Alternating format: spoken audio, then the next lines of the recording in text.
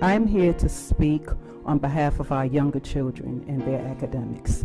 This book, It Feels Good to Be Yourself, which has an oxymoronic title based on its content, can be found in 26 elementary schools. It is geared towards K-2, and as Macmillan Publisher says, it basically is geared toward ages 4 through 8. It introduces 4 different characters with different gender identities. It makes it seem as if gender is an imaginary concept that can be changed on a whim, when the truth is gender is factual. You're either a boy or a girl. And gender identity, what you see yourself as, that's imaginary.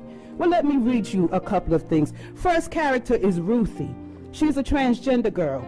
That means when she was born, everyone thought she was a boy until she grew a little older, old enough to tell everyone that she's actually a girl. Then there's her brother Xavier. Xavier is a cisgender boy. Which 4 through 8-year-old knows what cisgender means? Can they spell cisgender? That means when Xavier was born, everyone thought he was a boy, and as he grew older, it turned out everyone was right. He was a boy. Then there's Alex, the friend. Alex is both a boy and a girl. Then there's JJ. JJ is neither a boy nor a girl.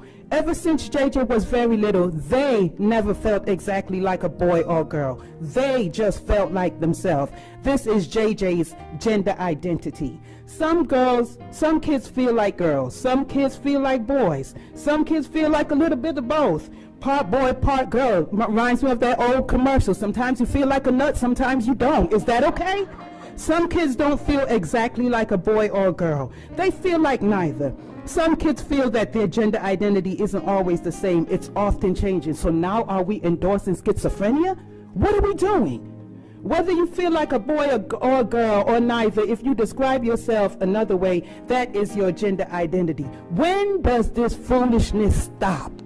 When you shroud lunacy, insanity, or fallacy in colorful words and pictures to be read to young children, you have created an unsafe environment, since we're talking about safe environment, right? Where does it stop? At this tender age, our children should be learning their ABCs and 1, 2, 3s. Who authorized this? Who told you that you are God? Who gave you permission to tell our children who they are and who they're supposed to be? This is intentional and evil at its core. Get back to what you were elected to do and formally educate our children, not indoctrinate them with left-wing ideologies under the guise of providing a safe and welcoming space. Hear us clearly. We will not surrender our children. Leave our children alone.